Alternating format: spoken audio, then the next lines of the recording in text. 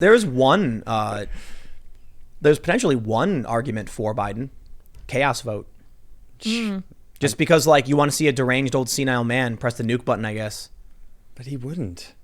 It wouldn't be Biden? him. Yeah, it would not be him. No. I don't know, man. He's going to be in a, like, I guess maybe they wheelchair him into a meeting with, like, the Ayatollah in Iran. And he's like, rah, rah, rah, and they're like, that's great, Grandpa. You can put him in the other room. You heard him say attack, right? I heard him say attack. Yeah. That's what he said? Yeah, No. yeah. He said attack. All right, attack. Yeah. They're going to wheelchair him into the room. And then whoever the VP is will walk up and be like, "We're now." He'll lean out of the door to the reporters. We're now getting ready for negotiations. And then the journalists start writing things down, and then they start wheeling Joe Biden out of the room. And they put him by the window, and he's like slumped over sleeping with like the sunbeam on him. He's got a blanket on his lap. You know the second Lord of the amazing. Rings, second Lord of the Rings film, the Land of the Horses or whatever. Land of the Horses. And you got the king that's all white and frail. Oh, yeah. And the guy whispering in his ear like, he doesn't belong here. And Yep. it's Yeah. like, that's the VP and that's Biden. Yep. Exactly. That was like Cheney and Bush. Oh, seriously. So you know what, but man? it's even worse here. so bad, dude. Here, one of the bigger problems that Democrats have, I think, is that they're trying to go for the resentment vote, who hates Trump, right? Right. But by doing so, they're generating an inverse reaction. True. Because people like me, I am so sick and tired of the lies. Same here. I want to see that. Like in 2016, check it out. You ever see that video of the woman falling to her knees and screaming? Yes, you showed it to me. Yeah. It's a funny viral meme. It is pretty good. I don't know who this woman is. I mean her no disrespect. I don't care. I see that a lot now, actually. I felt randomly. the only thing I felt when I saw this stuff back in 2016 was I laughed. I'm like, man, these people sure are crazy. But now they've actually got me emotionally invested in wanting the Schadenfreude. Is it Schadenfreude? How do you pronounce it? I think that's it. Schadenfreude. Yeah. They've actually got me so emotionally invested in being sick and tired of their lies. Now, if I saw a video like that, it'd make me feel good. Like catharsis, you know? We've endured, man, when Russiagate happened, I was like, well, you know, this may happen. We should entertain these investigations, see what happens. And then it turned out it was bunk. And I'm like, well, now that we've all determined it's fake, we can all move on. And they didn't. Yeah. Then we got Ukraine Gate, and I was like, are you seriously doing this again? Yeah. Then they tried to impeach him, and I was like, oh, no. Now I'm like, I long for the day when you get to feel some kind of comeuppance for all that you have put us through. You think it'll happen? Lies. Yeah. I think Trump's going to win. I think so, too. One reason. Donald Trump, under him for the first several years, the economy was on fire. Best numbers of our lives, says Jim Cramer of CNBC. Then the pandemic hits, and the economy has fallen into the gutter. Who is better equipped and who has proven they can improve the economy? Joe Biden or Trump? Well, what about this whole thing that it was Obama that set up the economy to do so well under Trump? Nope. Trump made way too... I don't know if this is the truth or not, but that's what Obama, people are arguing what, now. What did Obama say? Like 4% would be impossible? Yeah, like there's a pipe dream. He dodoesn't have a magic wand. And then, boop, Trump did it. Oh, look at that. And then Obama was like, well, that was actually me. And then the economy tanked, and it was like... So Obama said that. He said, there's no magic wand, you can't hit those numbers, and then Trump hit the numbers. Yeah, okay. So I love it how when the economy's bad, they're like, well, that's the current president's fault. And when the economy's good, they're like, well, you realize there's a delay effect from the previous president. Shut up, that's not true. Look, Donald Trump had tariffs. Oh, man. He crushed the TPP. He made a ton of dramatic changes. The craziest thing to me, it was what Michael Moore said, that Trump walked into that auto execs and told them straight up, I'm going to put a 30% tax on your cars. No one will ever buy them again. And Michael Moore said this, and he was like, this sent a message to people in Michigan, like Trump's actually standing up for you. It's the weirdest thing. Why did Michael Moore have to sell his soul? Not like he was a great person to begin with, but that monologue he had back in 2016, the biggest FU, he was right. So you get someone like that with Trump who has proven the economy worked under him really well, man. Seems like it, yeah. Before the pandemic, I had spoken with several people who said things like, I have never made more money in my life. Yeah, when I first got here, you ordered furniture, Domino's randomly, right? Yeah. And on top of the Domino's box, it was like, we're hiring managers. Yep. 6 figures. Taco Bell. Domino's 6-figure job. Like what? Taco Bell announced managers would get $100K a year. That's insane. No, dude. It's like what? Because the competition was so fierce. Yeah. Because unemployment was so low. So you can criticize, like I said this a million times, there's tons of things you can call them out for. For me, I usually call them out in foreign policy. Yeah. But when it comes to what the American people want, in November, I think they're going to be looking at sleepy, creepy Joe. Yeah. And unless they get rid of him, maybe they will. And Donald Trump, all he has to do is say, for the first 3 years of my first term, the economy was the best we'd ever seen. Yep. Due to an unforeseen crisis, the pandemic, the economy took a hit. I will make this economy better than ever, just like I did the first time. And people are going to say, I believe him. Yep, they are. Why would I trust Joe Biden? That dude's going to fall asleep. Yeah, seriously. Yep. I do know what he wants, by the way, Tim. I came up with it. Joe Biden wants to retire. He wants a rocking chair. And I don't blame him. How long has he been in politics? Since like 200 BC? Nice. Spitballing. He's 78, I think. He should retire, man. I feel, yeah, it is sad. It's abuse. It's he's done. You know what it is? It's like, remember we talked about this the other day, like when Obama said, you don't have to do this, Joe. Yeah. It was Joe Biden. He's like, he puts his hand on Obama's shoulder and he's like, I'll be the sacrifice for the crony establishment. You can count on me. Joe, wake up. Oh, yeah. They're throwing him to the wolves. They're like this. It really does feel like in 2016, the Republican establishment tried their hardest to stop Trump. They couldn't do it. Okay. They didn't cheat, though. The Democrats cheated Bernie, and Bernie wasn't strong enough to push back. Like the easiest example of this is, remember when, I don't know if you watched the debates. Do you see when Andrew Yang's mic was turned off? No. You saw that, right? I don't remember seeing that. Yeah, and Marianne Williamson. So in the Democrat debates, there's a scene, there's one point where people were talking, and then you see Andrew Yang start talking, but you can't hear anything. He like raises his hand, you see his mouth move, no sound comes out. I do remember that. Yeah. Yeah, they turned his mic off. Do you have any idea what Donald Trump would have done if his mic was off? Flipped that He'd go podium. like this. He'd walk over to the next mic. Give me this. Excuse me. No, my microphone. Excuse me. No, excuse me. I'm talking now. You need to fix my microphone. He would. Totally, I absolutely agree. And that's why he went. Well played, sir. Well played. Excuse me. You went all in. Totally. He would lean over and grab someone's mic and go, excuse me, I'm trying to talk here. My microphone needs to be turned back on. Yep. What did Andrew Yang do? He was polite. Probably. Nothing. Yeah. Yeah. And I got mad respect for Yang. I like the dude. I think he's very smart. But when it comes to cutthroat politics of that level, you gotta have more of that Trump in you. Yeah, it's true. You know? Yep. Joe Biden, there's the man nothing retire. left. It's like he's just a withered husk. Put him in a wheelchair and wheel him. You know, like what CNN wanted to have a debate where he sat down. Do you remember that? No. Yes. Fetch the rocking Oh chair. man, Yeah, it's gonna dude. be Yep. it's gonna be hilarious watching them. They two put debate. him in a wheelchair. Trump's gonna eat him apart. Yeah. Part of me really wants to watch. I can't wait. Part of me really doesn't. I cannot wait to watch. gonna be Seriously, so I awesome. don't care. I can't wait. It's I don't know, man. It's gonna be I bad. think- It's gonna be good. I think they're taking bets on Cuomo coming in. Yeah, I saw it there. I think so. Jacobin, which is the socialist magazine, He put out- wasn't chosen. I don't like it. I don't like the way that they're gonna try to do this. if they try to do it. Who knows? It I might don't be know. too late. It's too But late. Jacobin, the socialist magazine, wrote that rumors are circulating. They're going to pull him out. Good. Maybe, and that's why I think maybe they're not really admitting it about Joe Biden scandals. Maybe what they're really doing is, I'm doing air quotes, admitting it so that they can be like, you guys are right. We're going to have to get rid of him. Or they're just biding time. Yeah, they're trying to like extend it until it's too late. Oh, by the way, boom, here's our new candidate. That's why I don't think they're going to get. I don't know what they're going to do. don't either. It is bedlam.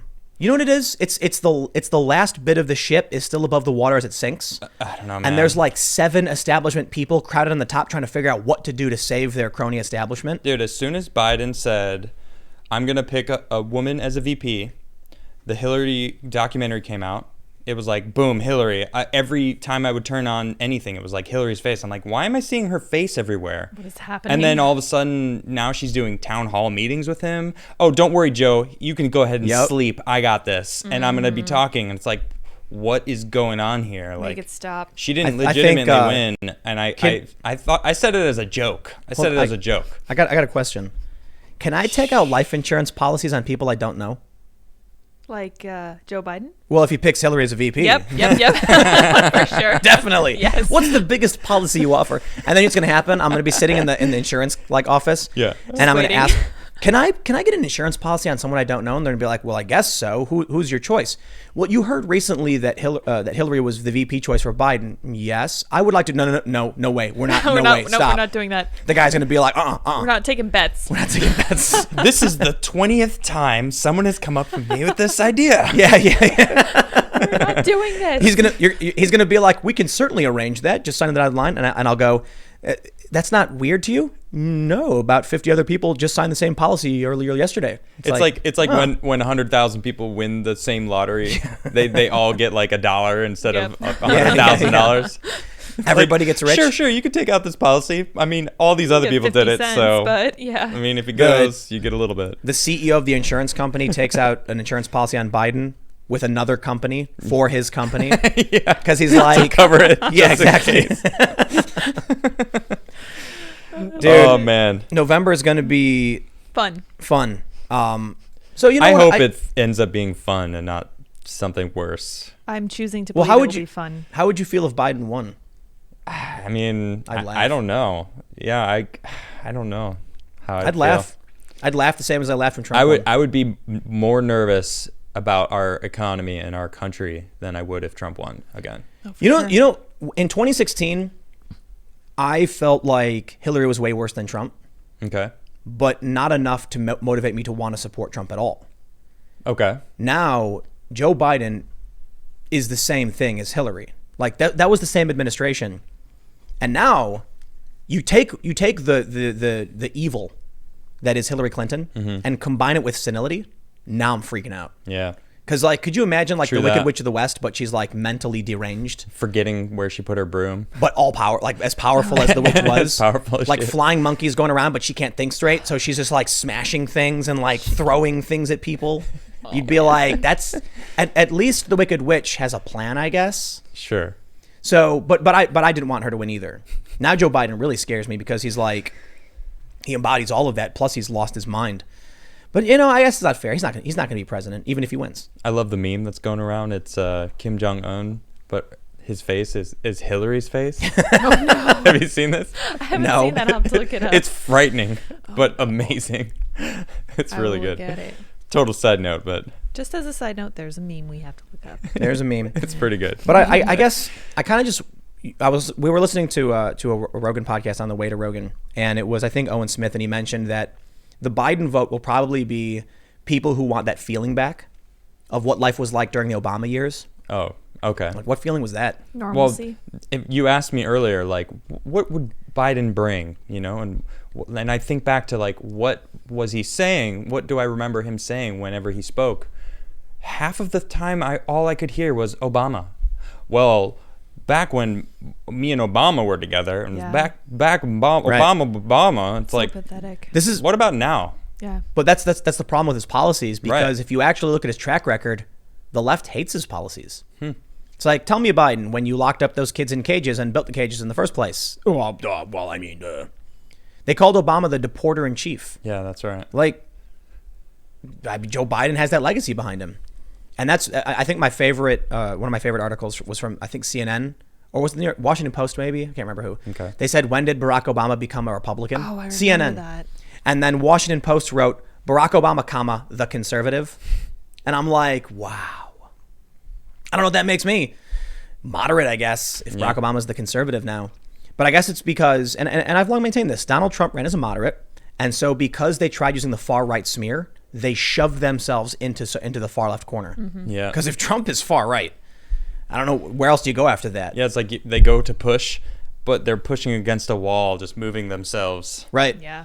Yeah, the wall, especially the wall considering. stayed where it was. What does Trump weigh? Do you know what Trump, like 260? 260 something. And he's yeah. like, Seriously, he's 260. He's a But- big dude. But he's like 6 foot Oh, but he's 4 really or 5 or tall, something, right? right? yeah, he is very tall. That's he's just that's big. still pretty heavy. Yeah. He is. Yeah, he's obese. His overweight, doctor definitely said, overweight. like... Oh, really? Yeah, I think he's on, like, blood medicine or something. Heart medicine. Heart medicine. I heard he's on uppers, too. Is that true? Uppers? Yeah. I don't know. Yeah, he takes, like, some kind of stimulant.